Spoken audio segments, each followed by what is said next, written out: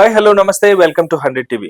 గత కొంతకాలంగా టాలీవుడ్ ఇండస్ట్రీలో చాలా మంది హీరోయిన్లు తమని ఇబ్బంది పెట్టినట్టు ఇండస్ట్రీలో కాస్టింగ్ కౌచ్ దగ్గర నుంచి అనేక అవమానాలు, అలాగే డైరెక్టర్లు సొంతగా వాళ్ళని నగ్నంగా చూపించమంటూ కూడా చాలా సంచలనమైన కామెంట్స్ చేయడం జరిగింది. అయితే ఇప్పుడు బాలీవుడ్ నుంచి కూడా పెద్ద పెద్ద సెలబ్రిటీలు కూడా ఈ విషయం పైన ప్రస్తావించడం ఇప్పుడు చర్చనీయాంశంగా సాగుతుంది.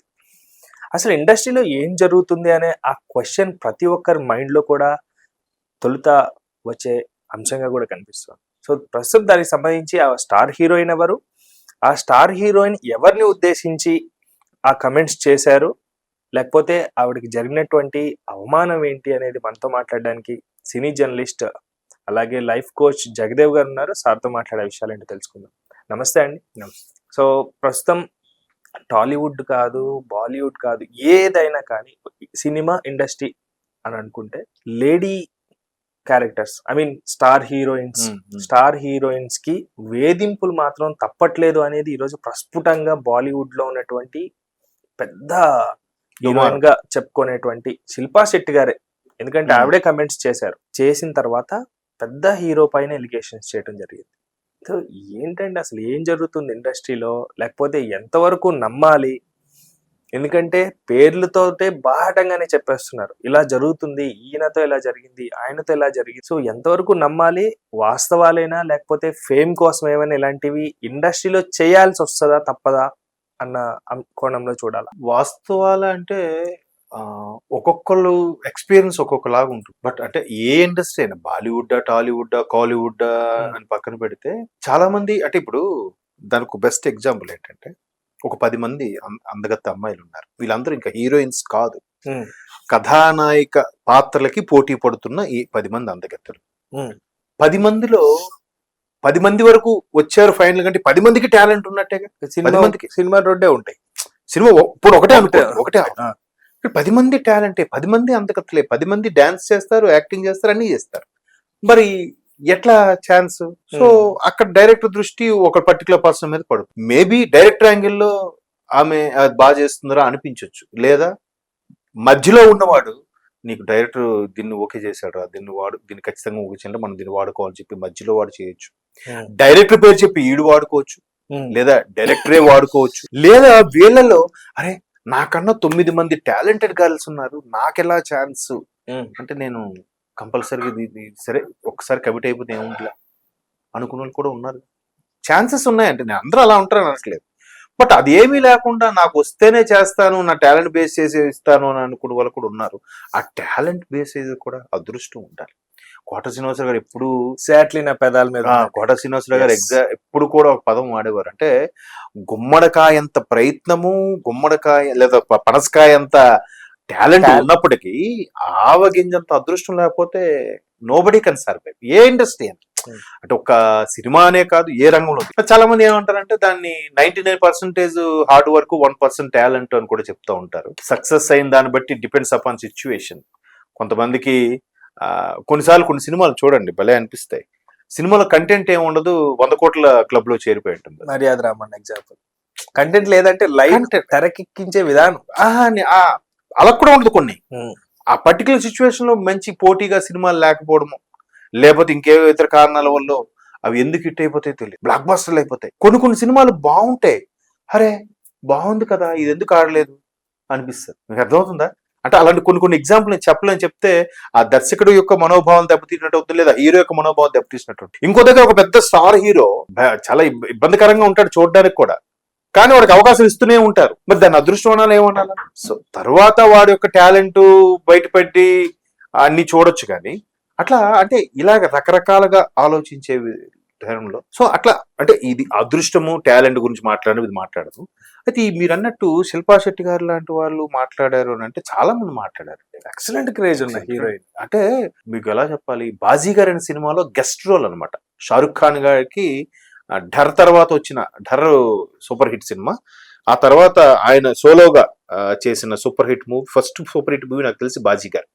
ఆల్మోస్ట్ ఆల్ 90s లో ఎప్పుడు వచ్చిన సినిమా ఇది. అయితే అందులో అక్కగా చేశాడు, తనకి తండ్రి మీద పగతో తనని చంపేస్తాడు అనమాట, ప్రేమించినట్టు నటించి. అది శిల్పా శెట్టి గారు. నెక్స్ట్ తూకిలాడి మేకిలాడి తూ అనాడి ఏదో సంథింగ్ అక్షయ్ కుమార్ అండ్ సైఫ్ అలీ ఖాన్ చేసిందంట. అందులో కూడా అక్షయ్ కుమార్ కి జోడీగా సిల్వర్ స్టార్ గారు చేశారు. అప్పట్లో పొడుగు కాలు సుందరి అని చెప్పి చాలా ఫేమ్ ఉండేది ఈమెకి. సో ఇప్పుడు ఆవిడ చెప్పినట్టుగా అప్పట్లో చాలా ఇవి కూడా వచ్చాయి. ఆ తర్వాత 2-3 సినిమాలు కూడా చేశారు. కిలాడి అంకో కిలాడి అని, సబ్సే బడా కిలాడి అని, ఏవో ఇట్లా కిలాడి ఉన్నవన్నీ కూడా అక్షయ్ కుమార్ గారి టైటిల్స్. అయితే అందులో శిల్పా శెట్టి లేకపోతే మమతా కులకర్ణి ఉండేవారు ఒక ఆవిడ. వీళ్ళిద్దరిలో ఎవరో ఒకరు హీరోయిన్స్ గా ఉండారు. సో అప్పట్లో ఇద్దరికి అఫైర్ అని కూడా కొన్ని పేపర్స్ అప్పుడు ఇప్పుడంటే సోషల్ మీడియా కానీ అప్పుడు లేవు కదా, పేపర్స్ రాసేవి. మళ్ళీ తర్వాత ఎందుకో తెలియదు అక్షయ్ కుమార్ గారు ట్వింకిల్ ఖన్నా చేసుకున్నారు. ఏది మన డింపుల్ కపాడియా, రాజేష్ ఖన్నా గారి అమ్మాయి ట్వింకిల్ ఖన్నా. బాద్షా, తెలుగులో శ్రీను అని సినిమా చేశారు వెంకటేష్ గారితో ఆవిడ. సో ఆవిడ చేసుకున్నారు. ఇప్పుడు ఆ వైవాహిక జీవితం ఓకే. బట్ ఇప్పుడు ఇండస్ట్రీలో వరుస పెట్టి ఒక నలుగురు చేశారంటే వాళ్ళిద్దరికి ఏదో అఫేర్ ఉందని, వాళ్ళు పెళ్లి చేసుకుంటారని కూడా వస్తుంటాయి. అందులో ఎంత వాస్తవం తెలియదు మనకి. ఇప్పుడు తెలుగులో కూడా వెంకటేష్ గారు, సౌందర్య గారు వరుసగా ఒక 4 సినిమాలు చేశారు. పవిత్ర బంధం, పెళ్లి చేసుకుందాం అని ఏవేవో ఉన్నాయి, జైమ్ మనదేరా అట్లా. సో వీళ్ళిద్దరికి ఏదో అఫేర్ ఉందని. అలాగే బాలయ్య గారు, విజయశాంతి గారు వరుసగా సినిమాలు చేశారు కాబట్టి వీళ్ళ మధ్యలో ఏదో ఉంది. చిరంజీవి గారు, మాధవి గారు, లేదంటే రాధా గారు, లేదా రాధిక గారు చేశారు కదా, వీళ్ళ మధ్యనే ఉంది. ఇలాగా గాసిప్స్ రాయడం అనేది ఎప్పటి నుంచో ఉన్న కల్చరే. కాకపోతే అది కొంచెం చేంజ్ అయింది, రూపం చేంజ్ అయింది. పేపర్ కాస్త ఎలక్ట్రానిక్ మీడియాలోకి షిఫ్ట్ అయింది, విజువల్ లోకి వచ్చింది. సో ఇప్పుడు శిల్పా శెట్టి గారు ఓపెన్ గా చెప్పారంటే అయ్యుండొచ్చు. ఇప్పుడు సినిమా అంటేనే అదొక రంగుల ప్రపంచం అండి. దాంట్లో రంగుల ప్రపంచంలో నిలదొక్కోవాలి, చేయాలనుకుని చాలా మంది తాపత్రయపడుతుంటారు, చాలా మంది ఇబ్బందులు పడుతుంటారు. చాలా మంది ఈ కాస్టింగ్ కోచ్ కి తల ఉంచే వాళ్ళు ఉన్నారు, కొంతమంది తల వంచిన వాళ్ళు ఉన్నారు, ఇంకొంతమంది కెరీర్ స్టార్టింగ్ లో తల వంచి ఒక ఇమేజ్ వచ్చాక అవన్నీ మానుకొని పర్ఫెక్ట్ గా ఉండే వాళ్ళు కూడా ఈ సిచ్యువేషన్ అదే కదా. యాక్చువల్గా ఇది కాస్టింగ్ కోచ్ కాదు, లేకపోతే ఆర్టిస్టులు వేరే వాళ్ళు ఇబ్బంది పెట్టింది కాదు. అప్పటికే ఒక క్రేజ్ సంపాదించుకున్నటువంటి పెద్ద హీరో ఒక ఇంటర్వ్యూలో డైరెక్ట్ గా చేసిన కమెంట్స్ ఇప్పుడు వైరల్ అవుతున్నాయి. నన్ను వాడుకుని వదిలేశాడు, వేరే అమ్మాయి వచ్చేసరికి నన్ను పక్కన పెట్టేశాడు, కానీ ఎప్పుడైనా కర్మ ఫాలోస్ అన్నట్టు ఆయనకి ఎప్పటికైనా దానికి తగ్గ శాస్తి అనుభవిస్తాడు అంటూ డైరెక్ట్ గా మాట్లాడిన వ్యాఖ్యలు కదా. అంటే అదే చెప్తున్నాం అండి. ఇప్పుడు ఆ కర్మ కూడా ఒక్కొక్క లైఫ్ లో ఒకలా ఉంటుందండి. ఇప్పుడు అక్షయ్ కుమార్ గారు మొదట్లో ఏమన్నారంటే ఆయన రష్యాలో ఎక్కడో ఏదో చిన్న రోడ్ సైడ్ జాబ్ ఏదో చేసుకునేవాడంట. అలాంటిది ఇప్పుడు సూపర్ స్టార్ అయిపోయాడు. రజనీకాంత్ కంట్రాక్టర్ గా ఉండేవారు, సూపర్ స్టార్. అంటే రకరకాల ఎవరి స్టోరీ. ఇప్పుడు కష్టపడే తత్వము, కలిసి వచ్చే ఇది ఆవగింజ ఉండాలి, ఆవగింజైనా ఉండాలి. నేను ఆ దృష్టిలో ఆవగింజ కాదు, గుమ్మడికాయ. ఆవగింజ టాలెంట్ ఉంటే చాలు, గుమ్మడికాయ అదృష్టం ఉంటే అన్ని తోసుకెళ్ళిపోతాయి. ఆ టైంకి అక్కడ ఎవడు హీరో కూడా ఎవరు లేకుండా, ఎవరి సినిమాలో లేకుండా కూడా చేస్తారు. కొన్ని సినిమాలు చాలా అది చెప్పాను కదా, ఎగ్జాంపుల్ సరిగ్గా గుర్తు రావట్లేదు కానీ చాలా సినిమాలు అలాగా అది ఏముందిరా ఈ సినిమాలో ఇట్లా సూపర్ హిట్ అయిపోయింది అనిపిస్తుంది నాకు. అట్లాంటి చాలా ఉన్నాయి. అలా హీరోలు అయిపోయి ఒక 10 ఏళ్ల పాటు హీరోగా ఉండి తర్వాత తెరమనుగా అయిపోయే వాళ్ళు కూడా ఉన్నారు. బోల్డ్ ఎగ్జాంపుల్స్ చెప్తాను అలాంటి వాళ్ళు. ఇప్పుడు వరుణ్ సందేశ్ ఉన్నారు. వరుణ్ సందేశ్ ఆయన తగ్గట్టు సినిమాలు కొన్ని చేశాడు. ఆయన వరుస పెట్టి ఒక 20 చేసి ఉంటాడేమో నాకు తెలిసి. హ్యాపీ డేస్ కూడా అంతే. హ్యాపీ డేస్ హీరో కాదు, అవునండి. హ్యాపీ డేస్, కొత్త బంగారు లోకు ఇలాంటి 2-3 సినిమాలు తప్పితే వరుణ్ సందేశ్ తర్వాత ఏమున్నాయి. కానీ ఒక 20 సినిమాలు చేశాడు ఆయన, ఇప్పుడు మరి కనబట్టలేదు.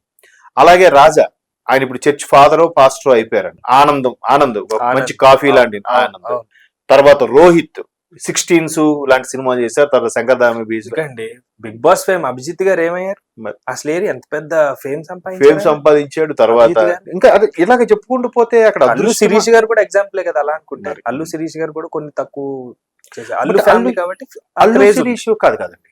అల్లు శిరీష్ కోవలకు రాదు. ఎందుకంటే ఆయన బ్యాక్గ్రౌండ్ ఉంది కదా అని ఇష్టాసాన సినిమాలు తీసేసి కాదు, డైరెక్టర్లు ఎంచుకోవడము, లేదంటే కష్టపడి. ఎందుకంటే అన్నయ్య ఒక సూపర్ స్టార్ బన్నీ గారు, నాన్న ఒక స్టార్ ప్రొడ్యూసర్, పెట్టుకొని తీసుకోవాలంటే ఎంతసేపు తీసుకోలేడు. బట్ అవకాశం ప్రూవ్ చేసుకోవాలన్న తపనతోనే వస్తున్నాడు. పర్వాలేదు, ఉన్నాయి కదా మరీ వరుస పెట్టి తీసేసి రుద్దేసే టైప్ కాదు. ఓకే, అంటే ఎట్లా ఫేడ్ అవుట్ అయిపోతే వడ్డే రవీన్ అనే హీరో ఆయన ఎంత సూపర్ హిట్స్ ఇచ్చారండి. అప్పట్లో పెళ్లి, మనసిచ్చూడు లాంటి సినిమాలు బ్లాక్ బస్టర్ అయ్యాయి. ఇప్పుడు ఆయన సడన్ గా ఫేడ్ అవుట్ ఎందుకు అయిపోయింది? తర్వాత క్యారెక్టర్ ఆర్టిస్టులు అయినా చేసుకోవచ్చు. శివబాలాజీ గారు, తరుణ్, ఇప్పుడు మీరు నమ్ముతారో లేదో, తరుణ్, ఉదయ్ కిరణ్, ఎన్టీఆర్ గారు ఇంచుమించు సమకాలీకులు, ఒక ప్యారలల్ టైంలో వచ్చిన వాళ్ళే. అప్పటికి వాళ్ళ ముగ్గురులోకి ఉదయ్ కిరణ్ ఆఫ్ కోర్స్ పాపం మన మధ్య లేరు. తరుణ్ మంచి ఇమేజ్, ఎన్టీఆర్ గారి కన్నా తరుణ్కి మంచి క్రేజ్ ఉండేది అప్పట్లో. ఏది ఆల్మోస్ట్ 2001 టైంలో తరుణ్ గారు సూపర్ స్టార్ అప్పటికి. ఎక్సలెంట్ మ్యూజిక్ ఆ, తరుణ్ గారి సినిమాలు అన్ని సినిమా అన్ని కూడా. అలాంటి అప్పటికి ఎన్టీఆర్ గారికి అంత ఫేమ్ లేదు. బట్ ఇప్పుడు ముగ్గురులో ఒక ఆయన చనిపోయాడు, తరుణ్ గారు ఫేడ్ అవుట్ అయిపోయారు, ఎన్టీఆర్ గారు సూపర్ స్టార్ గా ఉన్నారు. అంటే అది చెప్పలేము. కాకపోతే మీరు అన్నట్టు ఆ ఇండస్ట్రీ హీరోయిన్లు ఇప్పుడు రేఖా గారు ఉన్నారు. రేఖా గారు క్లియర్ గా అయితే అమితాబ్ బచ్చన్ రేఖా గారు పెళ్లి చేసుకుంటారనే టాక్ వచ్చేది అప్పట్లో. చిన్న బాత వాళ్ళని అడిగితే కథగా చెప్తారు, మనకు తెలియదు కానీ. బట్ ఆమె ఎందుకో ఎప్పుడైతే అమితాబ్ గారు చేసుకోలేదో ఆవిడ అలా సింగిల్ గా ఉండిపోయారు. తర్వాత ఐశ్వర్యరాయ్ గారు, తర్వాత సల్మాన్ ఖాన్ గారికి కూడా ఏదో అఫేర్ ఉందని రకరకాల కథనాలు. అప్పట్లో చాలా వీడియోస్ కూడా రిలీజ్ అయ్యాయి. ఆయన ఐశ్వర్యరాయ్ గారు సల్మాన్ ఖాన్ గారు ఇంటికి వెళ్ళి వచ్చారు అన్నట్టుగా. బట్ ఆ తర్వాత అభిషేక్ తో చేసుకుని ఇప్పుడు అభిషేక్ తో కూడా విడిపోతున్నారు. ఐశ్వర్య గారు కూడా కెరీర్ స్టార్టింగ్ లో చాలా ఇబ్బందులు పడ్డారు అన్నట్టుగా. అయితే ఏంటంటే మీరు అన్నట్టు ఓపెన్ గా అంత పబ్లిక్ గా మాట్లాడడం అంటే ఎంత పెయిన్ అవ్వకపోతే అలా ఓపెన్ గా మాట్లాడతారు. మేబీ అయ్యిండొచ్చు, లేదా అంత ఓపెన్ గా ఇదిగా మాట్లాడింది కదా ఆవిడ. మాట్లాడింది అంటే ఎంతో కొంత వాస్తు ఉండే ఉండండి. ప్రతి ఒక్క ఆర్టిస్ట్ కూడా మేల్స్ లో కూడా సఫర్ అయిన వాళ్ళు ఉన్నారు, లేకపోలేదు. ఈ రకమైన సఫరింగ్ కూడా మేల్స్ లో ఉన్నారు, నేను విన్నాను కొంతమంది గాథలు. కాబట్టి ఇండస్ట్రీ ఆ రంగుల ప్రపంచంలో చాలా ఉన్నాయి. మనకి ఒక 10% బయటకు వస్తున్నాయి ఈ మధ్య కాలంలో సోషల్ మీడియా. ప్రస్తుతం కొంచెం గడ్డు కాలమే చూస్తుంది బాలీవుడ్. ఇలాంటి టైంలో ఈ వార్తలు అసలు సినిమాలే లేవు సరిగ్గా. ఆవిడ ఎప్పుడు అన్నారనే విషయం తర్వాత పెడితే, ఈ వార్తలు బయటకు వచ్చినప్పుడు మరింత ఇప్పుడు మూలిగే నక్క మీద తాటికాయ పడ్డట్టు. ఇప్పుడు అల్లు అర్జున్ గారి విషయం లాగానే అవుతుంది కదా. ఇప్పుడు అందరూ మాట్లాడి బాధలో ఉన్న నెట్ మీద రేకాయలతో కొట్టినట్టు ఉంటుంది ఇట్లా. సో చూద్దాం. But thank you sir, thank you so much.